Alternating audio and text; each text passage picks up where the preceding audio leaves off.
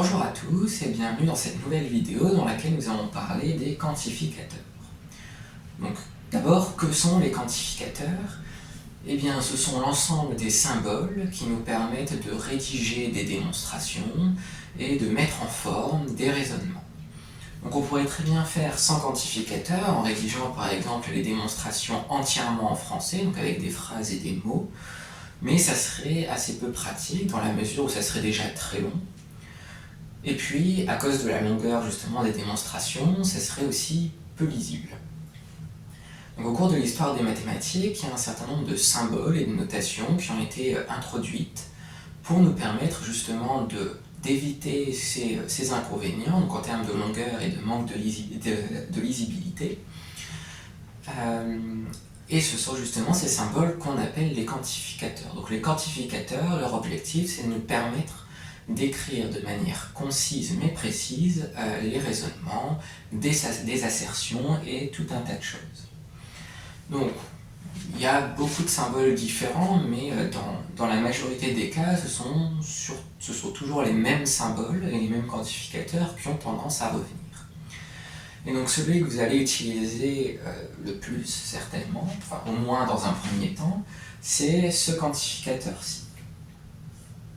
Donc une sorte de A écrit, enfin un A majuscule écrit à l'envers.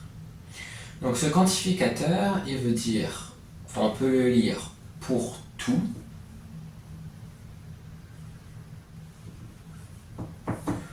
On peut aussi le lire quel que soit.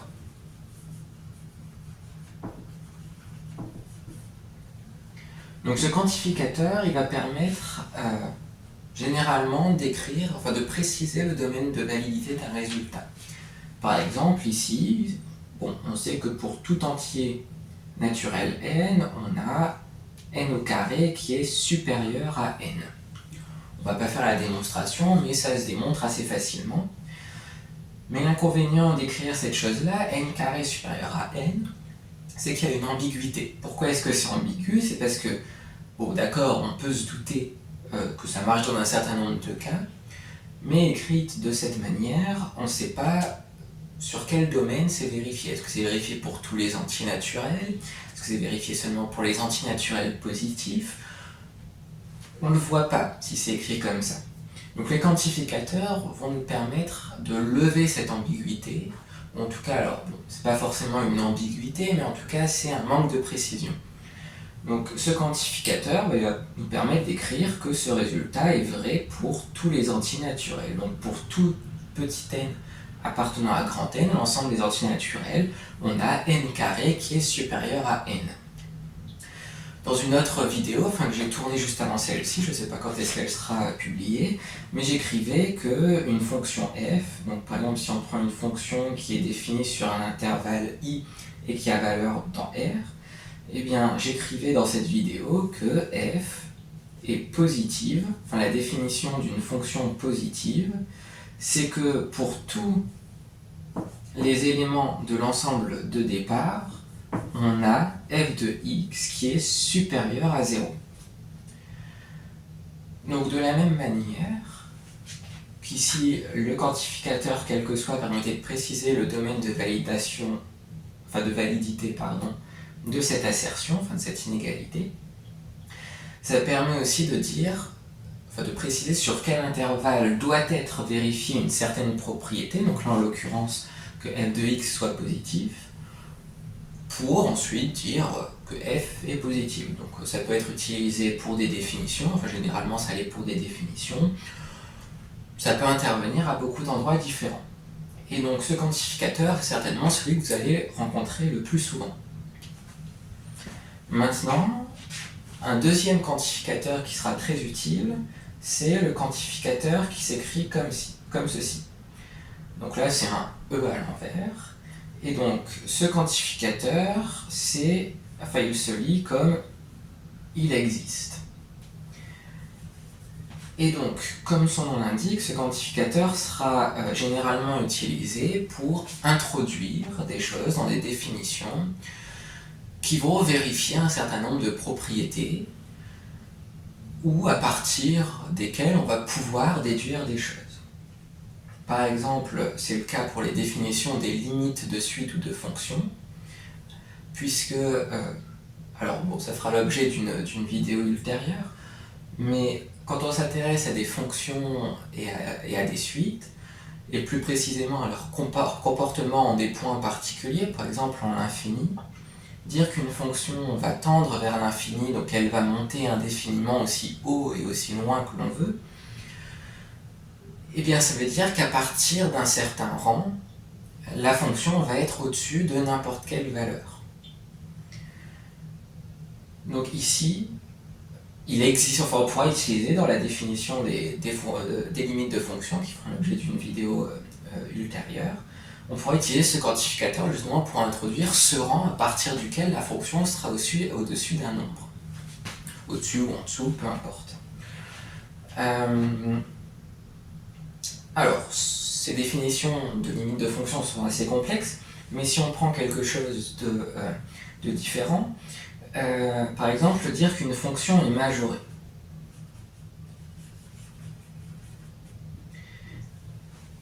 On va se demander ce que ça veut dire en termes de quantificateur. Donc une fonction qui est majorée, si on le fait graphiquement, c'est une fonction qui ne va jamais dépasser une certaine valeur. Donc là, ici, par exemple, si on a la droite horizontale qui correspond à la valeur grand M, avec grand M un réel, bah la fonction, si elle est majorée par M, ça veut dire qu'elle va être constamment en dessous de M. Donc c'est ce que ça veut dire. Donc, une fonction f majorée, eh bien, c'est équivalent à il existe un réel M, justement, qui ne sera jamais dépassé.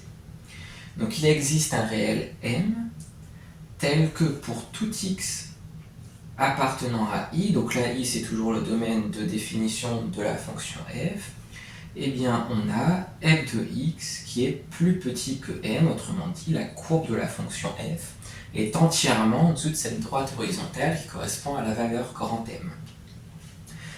Et donc ici, c'est un exemple d'utilisation du quantificateur il existe, qui est quand même beaucoup moins fréquent que le premier quantificateur dont nous avons parlé. Et ici, vous voyez que la définition mélange d'ailleurs les deux quantificateurs. Ce qui me permet d'ailleurs d'évoquer un point supplémentaire. Donc là, je vais faire un peu de place sur le tableau. Donc c'est que dans certains cas, l'ordre des quantificateurs importe. Et dans d'autres cas, il n'importe pas. Alors, on peut s'en convaincre avec l'exemple suivant. Donc on va prendre presque la même chose, mais en inversant l'ordre des quantificateurs. Donc d'une part, on va avoir il existe un réel grand M tel que pour tout n appartenant à n, on a n plus petit que m. Et de l'autre côté, bon, on aura à peu près la même chose, sauf qu'on va inverser les deux quantificateurs. On récupérera quel que soit n un entier naturel, il existe un réel appartenant, enfin un réel noté grand M, tel que n est plus petit que m. Donc cet exemple va nous permettre de se convaincre qu'effectivement l'ordre des quantificateurs est important lorsqu'on a à la fois des quantificateurs il existe et des quantificateurs quel que soit, puisque cette assertion elle est fausse alors que celle-ci est vraie. Et donc l'ordre des quantificateurs importe effectivement. Donc maintenant, comment se convaincre que celle-ci est fausse et que celle-ci est vraie? Bon, il faut les regarder un petit peu plus en détail. Donc ici, cette assertion nous dit qu'il existe un entier M, pardon, pas un entier, un réel, ça peut être un entier mais ça peut être autre chose. Donc il existe un nombre grand M tel que pour tout entier naturel n, on a n qui est plus petit que m.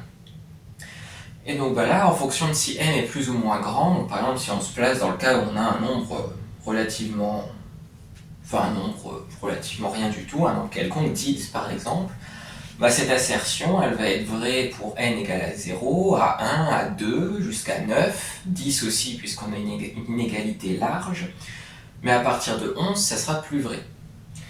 Et peu importe la valeur de m, elle peut être aussi grande que l'on veut. Par exemple, au lieu de prendre 10, on peut prendre 10 puissance 100. Et bien, pour les valeurs faibles de grand N, l'assertion sera effectivement vérifiée. Enfin, l'inégalité sera vérifiée pour 1, 2, 3, jusqu'à 10 puissance 100. Mais inévitablement, à partir d'un moment, donc là, ce moment, c'est 10 puissance 100 plus 1, n sera suffisamment grand pour dépasser la valeur de m, et cette assertion sera donc fausse.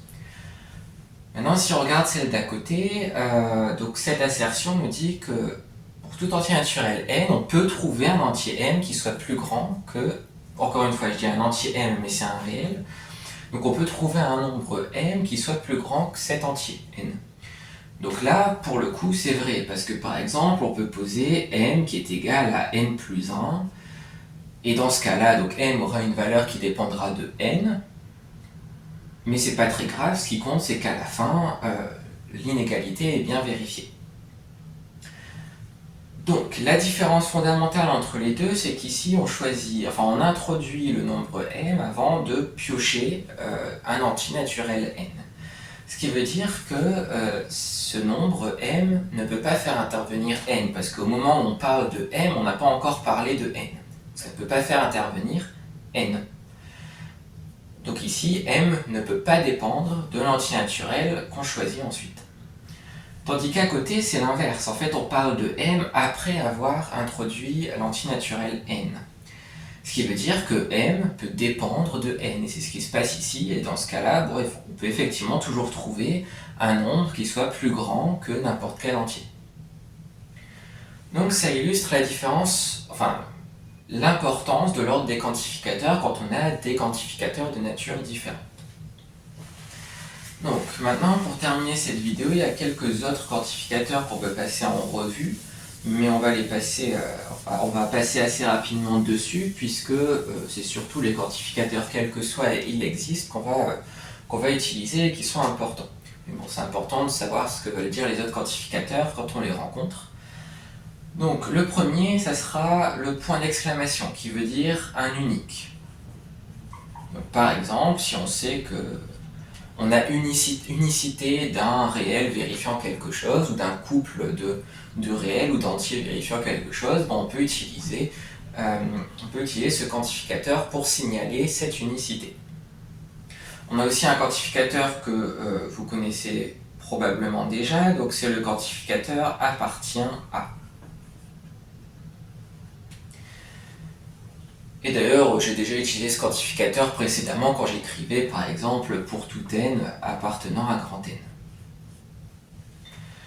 Alors, qu'est-ce qu'on a d'autre comme quantificateur? On a aussi le et le ou.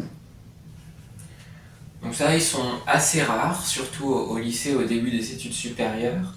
Mais bon, encore une fois, c'est des quantificateurs qu'on peut rencontrer, donc c'est important de savoir ce qu'ils signifient. Le quantificateur et, on l'utilise quand il y a plusieurs hypothèses, par exemple, qui doivent être vérifiées pour pouvoir conclure sur la véracité d'une égalité ou d'une assertion. Le quantificateur ou, c'est à peu près la même chose, sauf que là, on a juste besoin, par exemple, qu'une hypothèse ou qu'une assertion soit vérifiée pour pouvoir utiliser un résultat. Ensuite, il y a deux autres quantificateurs qui sont quand même importants, même si j'ai dit que c'était surtout, quel que soit, et il existe, qu'il fallait bien maîtriser. Ce sont les quantificateurs d'implication et d'équivalence.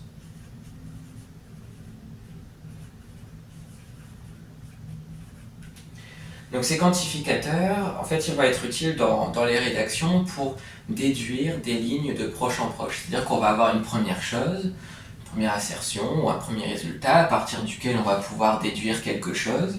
Par exemple, on a un début A qui nous permet de dire que B est vérifié aussi, qui nous permet ensuite de dire que C est vérifié, et ensuite on progressera jusqu'au résultat auquel on souhaite aboutir. Donc là ici, c'est une propriété, c'est une relation à sens unique, quand on utilise ce quantificateur implique. C'est-à-dire que si A est vrai, alors B est vrai. Mais si B est vérifié, si c'est une hypothèse, ou bien si on l'a démontré, on ne sait rien sur A. A peut être vrai, ou A peut être faux. La seule relation qu'on ait, c'est que A implique B, donc si A est vérifié, alors B est nécessairement vérifié. Donc on dit aussi, pour parler un peu de vocabulaire, on dit que A est une condition suffisante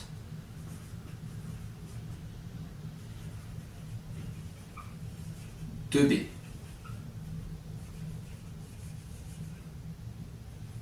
C'est-à-dire que si on arrive à montrer que A est vrai, bah, ça sera suffisant pour montrer que B est vrai. De la même manière, on peut dire que B est une condition nécessaire.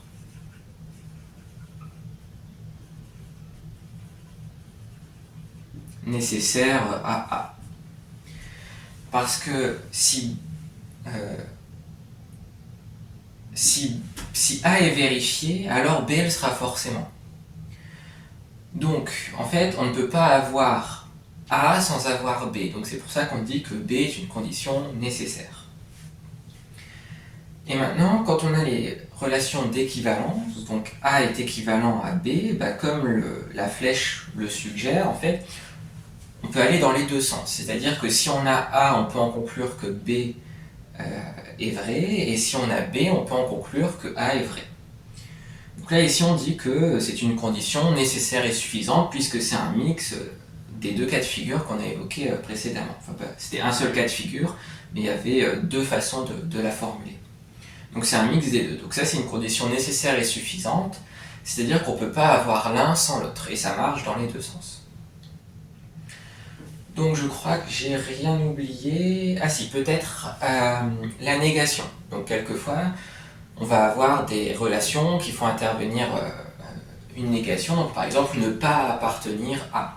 Donc dans ce cas-là, bah, assez intuitivement, on va juste barrer le quantificateur pour